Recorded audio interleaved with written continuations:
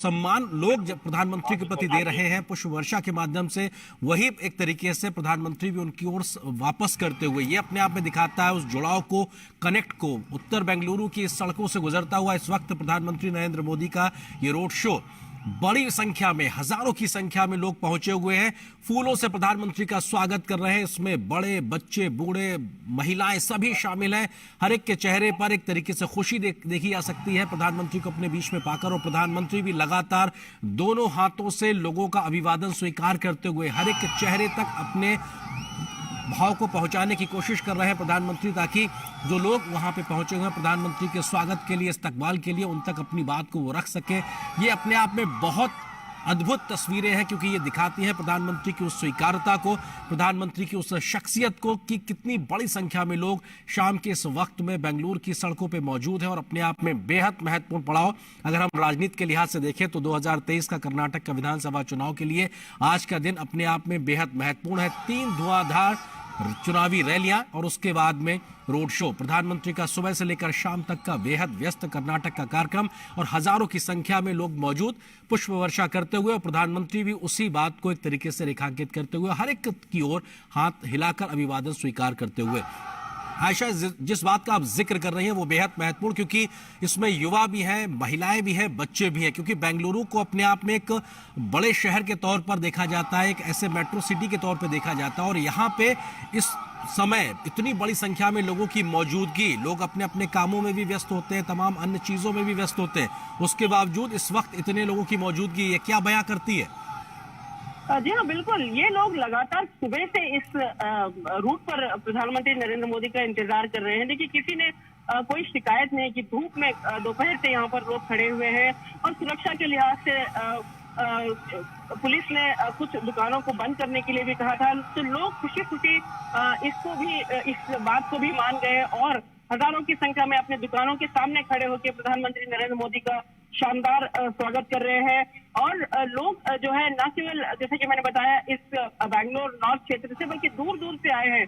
कई संख्या में छात्र यहाँ पर पहुंचे हैं। देखिए, मागडी रोड और यशवंतपुर और दासरहली, ये तमाम क्षेत्र जो है बैंगलोर की, ये बहुत ही व्यावसायिक इलाके हैं। यहाँ पर कई बिजनेस सेंटर्स हैं, छोटे छोटे बिजनेस हब्स हैं, और इकोनॉमिक एक्टिविटी के लिए यशवंतपुर जाना जाता है। तो यहाँ से हजारों की संख्या में व्यवसायी यहाँ पर पहुंचे हैं, और प्रधानमंत्री नरेंद्र मोदी का स्वागत करने के लिए घंटों से इंतजार करते रहे। इसके अलावा छात्र जो है, कई स्टूडेंट्स, हालांकि सुरक्षा के नजरिए से बैंगलोर पुलिस ने ये कहा था कि इस रोड को अवॉइड किया जाए, क्योंकि कई जगहों पर पुलिस ने सुरक्षा के कड़े बंदोबस्त किए हैं। लेकिन इसके बावजूद कई दूरी से छात्र चलकर इस इलाके तक पहुंचे हैं, और यहाँ पर प्रधानमंत्री नरेंद्र मोदी का स्वागत करने के लिए आगे बढ़ रहे हैं। देखिए, इस इलाके में थोड़ा और आगे जाते हैं, जब प्रधानमंत्री अपना ये रोड शो एंड करेंगे सुमनहल्ली फ्लाईओवर जंक्शन के पास, वहीं पर कुछ ही दूरी पर डॉक्टर राजकुमार की समाधि है, पुनीत राजकुमार की समाधि है, और यहाँ पर हजारों की संख्या में लोग यही उम्मीद करते हुए यहाँ पर भी जुटे हुए हैं कि शायद प्रधानमंत्री नरेंद्र मोदी इस ओर से भी गुजरेंगे। अब देखना दिलचस्प होगा कि क्या एसपीजी प्रधानमंत्री को उस रूट से वहां पर जाने की इजाजत देगा। लेकिन इधर हजारों की संख्या में जो लोग और हमने ये भी देखा कि प्रधानमंत्री को जिन जिन पॉइंट पर लोग स्वागत करने के लिए आयशा, आप जो बात कह रही है बहुत महत्वपूर्ण है, क्योंकि हजारों की संख्या में लोग सड़क के दोनों ओर मौजूद है। साथ ही साथ जिन पॉइंट्स तक प्रधानमंत्री का रोड शो या काफिला भी पहुंचेगा, वहां पर भी बहुत बड़ी संख्या में लोग मौजूद हैं। लेकिन सड़क के दोनों ओर जो दुकान है, जो व्यावसायिक प्रतिष्ठान है, उन पर भी, छतों पर, बालकनी में भी बड़ी संख्या में लोग मौजूद हैं। वो भी एक झलक प्रधानमंत्री की पाने के लिए आतुर नजर आ रहे हैं। तो ये भी अपने आप में न सिर्फ सड़कों पर, बल्कि हर वो गली, चौराहे, घर, व्यावसायिक प्रतिष्ठान जो इस सड़क के दोनों ओर मौजूद है, वहां पर भी लोगों की मौजूदगी, कैमरे के साथ में एक तस्वीर को कैद कर लेने की उत्सुकता, ये भी अपने आप में दिखाती है कि प्रधानमंत्री को लेकर किस प्रकार की जन स्वीकारता है। लोग प्रधानमंत्री के स्वागत, इस्तकबाल के लिए उमड़े हुए हैं, और ये सड़क के दोनों ओर का विहंगम दृश्य जो अपने आप में बताने के लिए काफी है कि किस प्रकार से प्रधानमंत्री के काफिले को, जो उनका वाहन है, उसके वाहन के आने से पहले एक तरीके से फूलों से पट जा रहा है। यानी पुष्प वर्षा लगातार पूरे इस दरमियान देखने को मिल रही है। लोग शोरूम्स पे या जो व्यावसायिक प्रतिष्ठान है उनकी बालकनी में छत पर खड़े इंतजार कर रहे हैं। सड़क के दोनों ओर पुरुषों, महिलाओं, बच्चों और युवाओं का एक बड़ा हुजूम प्रधानमंत्री के स्वागत इस्तकबाल के लिए यहाँ पर साफ तौर पर दिखाई पड़ रहा है।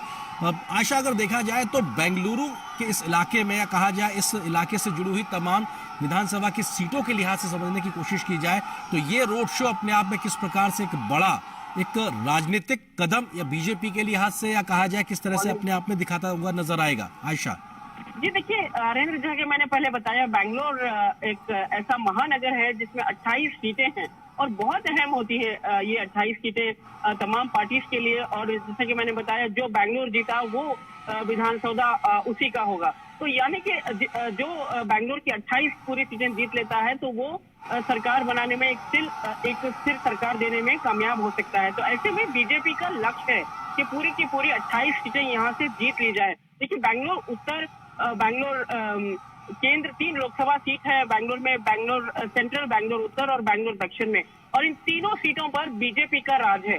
तो अब बैंगलोर के नॉर्थ पर भी बीजेपी के सांसद है सदानंद गौड़ा, जो इस वक्त प्रधानमंत्री नरेंद्र मोदी के साथ इस विजय रथ पर सवार है। तो बीजेपी का यही लक्ष्य रहेगा कि बीजेपी जैसा लोकसभा में शानदार परफॉर्मेंस करके लोकसभा सीटें, तीनों लोकसभा सीटें अपने पाले में लाई है, तो ऐसे ही बैंगलोर में 28 पूरी सीटें बैंगलोर को बीजेपी जीत सके। और ये, जैसे कि मैंने बताया, इस वक्त बीजेपी के पास 12 सीटें हैं और कांग्रेस के पास 13 है। बहुत ही नेक्स्ट टू नेक्स्ट फाइट होती है बैंगलोर सीटों के लिए। और यहाँ पर जैसे कि मैंने बताया, यशवंतपुर, आरआर नगर और दासरहल्ली, यहाँ पर बीजेपी की जो पकड़ है, खासकर उस छोटे व्यवसायिक इकोनॉमिक एक्टिविटी हब्स में, जो यशवंतपुर एक मार्केट है भाई, एपीएमसी यार्ड है यहाँ पर, और इस पूरे इलाके में तमाम लोग यही मानकर चलते हैं कि प्रधानमंत्री नरेंद्र मोदी ने जो छोटे व्यवसायों के लिए जो कई स्कीम लॉन्च की थी, खासकर पोस्ट पैंडेमिक के दौरान जो सहायता केंद्र सरकार ने की थी, वो लोग अभी तक नहीं भुला पाए हैं। और यही इनमें से छोटे छोटे व्यापारी, छोटे छोटे वेंडर्स जो है, यहाँ पर सड़कों पर खड़े प्रधानमंत्री का आज स्वागत कर रहे हैं। और ये भी खास बात यह है कि बैंगलोर क्षेत्र, अगर जाति के हिसाब से हम देखें तो बैंगलोर क्षेत्र ज्यादातर वोकलिगा जाति डोमिनेटेड है। और यहाँ पर इस वक्त करीब 12 वोकलिगा विधायक हैं, जो इर्रिस्पेक्टिव ऑफ दोनों पार्टी। तो अभी यही कोशिश रहेगी कि इस क्षेत्र में भी बीजेपी तमाम लोगों को सबका साथ, सबका विकास का नारा देते हुए अपने साथ लेकर चले। और बीजेपी ने जो एक विजय संकल्प यात्रा शुरू की थी, उसमें बीजेपी ने एक नारा दिया था, बीजेपी ये भरोसे, यानी बीजेपी ही भरोसा है और बीजेपी पर विश्वास करिए। तो ये लोगों को, कर्नाटक के लोगों को, बैंगलोर के लोगों को बीजेपी ने विश्वास दिलाया है। तो इसके तहत बीजेपी के कार्यकर्ता उत्साहित नजर आ रहे हैं और उन्हें भरपूर उम्मीद है कि प्रधानमंत्री नरेंद्र मोदी का आज का ये शानदार कैंपेन जरूर उनके लिए बैंगलोर में एक बेहतर राजनीतिक माहौल क्रिएट करेगा। बिल्कुल आयशा, हमने देखा कि प्रधानमंत्री की आज 3 धुआंधार चुनावी रैलियां, और उन्होंने उस बात को भी आज जनता की, कर्नाटक की जनता के सामने रखा कि कैसे कांग्रेस के तमाम बड़े नेता वर्षों से उनको व्यक्तिगत तौर पर अपशब्दों का इस्तेमाल करते रहे हैं। और उन्होंने उस बात का जिक्र भी किया कि उन्हें यह जानकारी दी गई कि 91 से ज्यादा बार उनके लिए अपशब्द या निजी टिप्पणियां की गई हैं, जो कि बेहद अशोभनीय तरीके से थी। लेकिन प्रधानमंत्री ने इस बात को भी कहा कि हर एक बात का जवाब कर्नाटक की जनता देगी। और यहाँ हजारों लोगों की मौजूदगी, वही कर्नाटक की जनता जो इतने प्यार और उत्साह के साथ प्रधानमंत्री का स्वागत कर रही है, ये भी अपने आप में उन तमाम राजनीतिक आरोप प्रत्यारोप को जवाब देती हुई तस्वीरें। जी हाँ, बिल्कुल। प्रधानमंत्री नरेंद्र मोदी ने आज लोगों के सामने ये बात रखी कि कैसे उन्हें 90 से ज्यादा गालियों की लिस्ट उनके पास है। कि हर बार जब चुनाव होते हैं, अलग अलग राज्यों में होते हैं, तो उनके लिए नई नई गालियां कांग्रेस की तरफ से क्रिएट की जाती है। तो प्रधानमंत्री ने खुद गिनाया है कि कितने 90 से ज्यादा गालियां उन्हें दी गई हैं। और ऐसे में प्रधानमंत्री ने ये कहा कि कांग्रेस को सलाह भी दी, उन्हें नसीहत भी की कि गालियां देने के बजाय, उस पर तीखे वार करने के बजाय, पर्सनल अटैक करने के बजाय, अगर कांग्रेस विकास में जुड़ जाती, लोगों की वेलफेयर में जुड़ जाती, तो ये बेहतर होता। और हो सकता है आज उनकी जो राजनीतिक ताकत है वो बेहतर होती। तो प्रधानमंत्री ने अपने भाषण में कांग्रेस को नसीहत भी दी है और इसके अलावा प्रधानमंत्री ने लोगों के सामने एक बहुत ही खास और बहुत ही दिलचस्प बात रखी हुमनाबाद की रैली में। और उन्होंने कहा कि जो उन्होंने लोगों से ये रिक्वेस्ट किया कि तमाम लोग घर घर जाएं और लोगों को नरेंद्र मोदी का नमस्कार पहुंचाए, यानी घर घर तक नमस्कार पहुंचाए। तो एक संदेश कैरी करने के लिए प्रधानमंत्री नरेंद्र मोदी ने कार्यकर्ताओं को उत्साहित किया है, लोगों को उत्साहित किया है कि गाली के जवाब में जरूरी नहीं है कि गाली देना है, गाली के जवाब में प्रधानमंत्री नरेंद्र मोदी ने घर घर तक नमस्कार पहुंचाने का एक संदेश दिया है कार्यकर्ताओं को और तमाम लोगों को कि चुनाव से पहले वो घर घर मोदी का नमस्कार पहुंचाए। तो ये बात बहुत खास है, बहुत ही भावुक बात आज लगी हुमनाबाद के लोगों को भी, कर्नाटक के लोगों को भी। और कर्नाटक के लोगों को इस बात का गर्व है कि प्रधानमंत्री नरेंद्र मोदी ने जो उन पर गालियां बरसाई जा रही है उसके जवाब में उन्होंने एक सिंपल शब्द में एक बहुत ही डिसिप्लिन तरीके से उन्होंने लोगों तक अपने नमस्कार पहुंचाने की कोशिश कर रहे हैं। तो देखिए कैंपेन का जो नैरेटिव है, जो डायनामिज्म है वो अब बदल रहा है। कांग्रेस एक तरफ कांग्रेस के पास शायद अब मुद्दों की कमी हो गई है, तो कांग्रेस अब पर्सनल अटैक पर उतर आई है। तो ऐसे में बीजेपी एक बैकफुट पर प्रचार करते हुए बीजेपी विकास का नारा रख रही है, सबका साथ सबका विकास और डबल इंजन सरकार। ये बहुत अहम है क्योंकि इस चुनाव में कर्नाटक में शायद ये पहली बार है कि आयशा, हम तस्वीरों में इस वक्त हम जो वहां के स्थानीय जो वाद्य यंत्र है उसको आवाजें भी सुन पा रहे हैं और हम ये देख भी पा रहे हैं कि तमाम लोग ढोल नगाड़े जैसी चीज लेकर भी पहुंचे हुए हैं और उसके साथ में स्वागत करते नजर आ रहे हैं, क्योंकि ये एक सांस्कृतिक छटा को भी दिखाता है, एक तरीके से नजर आ रहा है। लोग अपनी पारंपरिक वेशभूषा के साथ में, पारंपरिक उस विरासत के साथ में भी प्रधानमंत्री का स्वागत करने के लिए पहुंचे हैं। ढोल नगाड़ों के साथ में ये ताशे बाशे, ये भी अपने आप में दिखाता है कि किस तरीके से प्रधानमंत्री के स्वागत के लिए लोग बहुत सी तैयारियां करके पहुंचे हुए हैं। जी हाँ, बिल्कुल। देखिए कर्नाटक के लोगों की संस्कृति है, यहाँ की कला है, डोल्लू कोनीता और गुम्बे कोनीता, यानी ये जो बड़े बड़े गुड़िया जैसे डांसिंग कैरेक्टर्स बनाए जाते हैं मेगा। तो निश्चित तौर से अपनी बात ये बेहद महत्वपूर्ण कि प्रधानमंत्री नरेंद्र मोदी का रोड शो उत्तर बेंगलुरु में इस वक्त अपने आप में सड़क के दोनों हजारों की संख्या में लोगों की मौजूदगी और लगातार लोग पुष्प वर्षा कर रहे हैं, फूलों के साथ प्रधानमंत्री का स्वागत कर रहे हैं और प्रधानमंत्री भी दोनों हाथों को हिलाकर अभिवादन स्वीकार करते हुए हर एक उस व्यक्ति का जो इस वक्त प्रधानमंत्री के स्वागत के लिए पहुंचा हुआ है। ये तस्वीरें अपने आप में बहुत कुछ बयां करती हैं। लगातार लोगों का एक बड़ा हुजूम प्रधानमंत्री के स्वागत के लिए, इसमें पुरुष, महिलाएं, युवा, बच्चे, हर कोई शामिल है और लगातार हम वो देख रहे हैं किस प्रकार से लोग दौड़े जा रहे हैं प्रधानमंत्री की एक झलक को पाने के लिए। हमारे सहयोगी शैलेंद्र भी हमारे साथ लगातार जुड़े हैं। शैलेंद्र, अगर देखा जाए तो दक्षिण में बीजेपी का मजबूत किला और पहले किले के तौर पर और लगातार उस मजबूती को और आगे बढ़ाने के लिए प्रधानमंत्री जुझारू तरीके से लगे हुए हैं और निश्चित तौर से आज की रैलियां और रोड शो एक बड़ा काम करती नजर आएंगी बीजेपी के पक्ष में। देखिए, निश्चित तौर पर दक्षिण भारत के सबसे प्रमुख एक तरह से कहें बीजेपी के लिहाज से जब सबसे पहली बार बीजेपी ने सत्ता हासिल की थी, तब से हमने देखा कि उसके बाद लगातार कर्नाटक और कई अन्य राज्यों में एक तरह से देखें पार्टी की जो जमीनी आधार है उसमें विस्तार हुआ है। और हम आज की जो तस्वीरें देख रहे हैं, दरअसल प्रधानमंत्री नरेंद्र मोदी जहां भी जाते हैं रोड शो में इस तरह की तस्वीरें दिखाई देती हैं जब जनता पुष्पवर्षा करती नजर आती है। और दरअसल अगर आप इस लिहाज से देखें, कर्नाटक की जो राजधानी है, ये जो IT शहर है, इसलिए भी महत्वपूर्ण है कि बीजेपी कई कद्दावर नेता यहाँ से चुनाव जीत कर जाते हैं।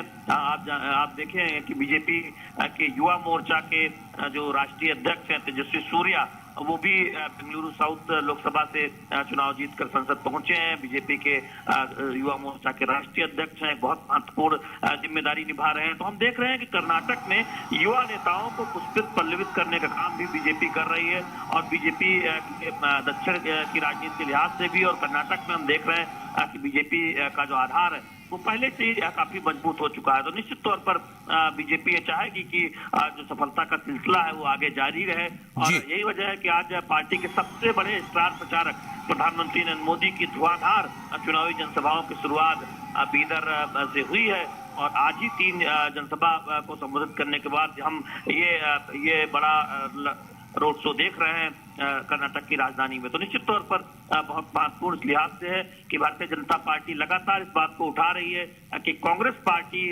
के प्राथमिकता में विकास नहीं है। कांग्रेस पार्टी ऐसे मुद्दों पर राजनीति करती है जो जनता के हित के लिए नहीं है, और डबल इंजन की सरकार बीजेपी की जिस तरह से विकास के काम कर रही है, तो दरअसल बीजेपी जनता को बताने की कोशिश कर रही है कि कांग्रेस पार्टी की प्राथमिकता में राज्य के विकास इस तरह से नहीं है। तो ऐसे में जनता को एक बार फिर से बीजेपी का साथ देना चाहिए। तो निश्चित तौर पर भारतीय जनता पार्टी के जो कार्यकर्ता है, जो राज्य के जो रणनीतिकार है, केंद्र का जो नेतृत्व है, वो इस बात से आह्लादित होगा जिस तरह की तस्वीरें आज यहाँ पर सड़कों पर दिखाई दे रही है इस रोड शो में। और निश्चित तौर पर हमने तीनों जनसभाओं में भी देखा कि बड़ी संख्या में लोगों की भागीदारी रही। बड़े धैर्य से प्रधानमंत्री नरेंद्र मोदी ने जिन मुद्दों को उठाया, उन मुद्दों पर जिस तरह से रिस्पॉन्स देखने को मिल रहा था, ऐसा लग रहा था कि जो कनेक्ट है वो हमेशा से ही हम जानते हैं कि प्रधानमंत्री नरेंद्र मोदी का जनता के साथ रहा है। तो निश्चित तौर पर बीजेपी के रणनीति के लिहाज से आज की जो 3 की चुनावी जनसभाएं हैं और साथ ये रोड शो बहुत महत्वपूर्ण है। और खासतौर पर बीजेपी उन सीटों पर फोकस कर रही है या उन इलाकों में फोकस कर रही है, हम देख रहे हैं जहां पर जनता दल एस का एक तरह से जनाधार माना जाता है, वहां पर भी इस बार बीजेपी बहुत फोकस कर रही है। और पार्टी को लगता है कि जनता दल एस के जीती हुई तमाम सीटें इस बार बीजेपी के खाते में आएंगी। तो निश्चित तौर पर पार्टी की एक अपनी रणनीति है कि जिन सीटों पर वो चुनाव जीती थी उसे बरकरार रखा जाए, और इसके साथ ही साथ जिन सीटों पर सफलता नहीं हासिल हुई थी वहां पर इस बार जीत दर्ज की जाए। तो उस लिहाज से हम देख रहे हैं कि पार्टी अपनी रणनीति को आगे बढ़ाती हुई दिखाई दे रही है। और उसके सबसे बड़े स्टार शैलेंद्र जो इस वक्त तस्वीरें हम देख रहे हैं, अपने आप में हजारों की संख्या में लोगों का हुजूम ये दिखाई पड़ रहा है। और अपने आप में ये बहुत बड़ी बात की हजारों की संख्या में लोग प्रधानमंत्री के स्वागत इस्तकबाल के लिए आए हैं। उम्र के हर लिहाज से अगर देखा जाए, बच्चे, बूढ़े, युवा, महिलाएं सभी हैं फूलों से स्वागत करते हुए। और प्रधानमंत्री भी बेहद प्रसन्न मुद्रा में हर एक व्यक्ति के अभिवादन को सहर्ष स्वीकार करते नजर आ रहे हैं, और दोनों हाथ हिलाकर प्रधानमंत्री लोगों का अभिवादन स्वीकार कर रहे हैं। ये अपने आप में बेहद महत्वपूर्ण। आज 3 बड़ी चुनावी रैलियां प्रधानमंत्री नरेंद्र मोदी की कर्नाटक विधानसभा चुनाव को लेकर, और अब बेंगलुरु में ये रोड शो अपने आप में बेहद महत्वपूर्ण वर्तमान में कर्नाटक के विधानसभा चुनाव को देखते हुए। आयशा भी हमारे साथ, हमारी सहयोगी लगातार जुड़ी हुई। आयशा, हमने देखा है कि जनता तक पहुंचने को लेकर हर वो माध्यम का इस्तेमाल प्रधानमंत्री करते हैं जो भी संभव है, चाहे वो वर्चुअल हो, चाहे वो रियल हो, और चाहे रैली के माध्यम से हो, रोड शो के माध्यम से हो। हमने देखा कि प्रधानमंत्री कभी मौका नहीं छोड़ते, और बीते तमाम चुनावों में प्रधानमंत्री के रोड शो को लेकर तमाम राजनीतिक जानकार ये कहते रहे हैं कि अपने आप में बीजेपी को एक बड़ा फायदा के तौर से मिलता रहा है। तो निश्चित तौर से ये रोड शो भी अपने आप में बहुत कुछ उस कहानी को दोहराता नजर आएगा। आयशा।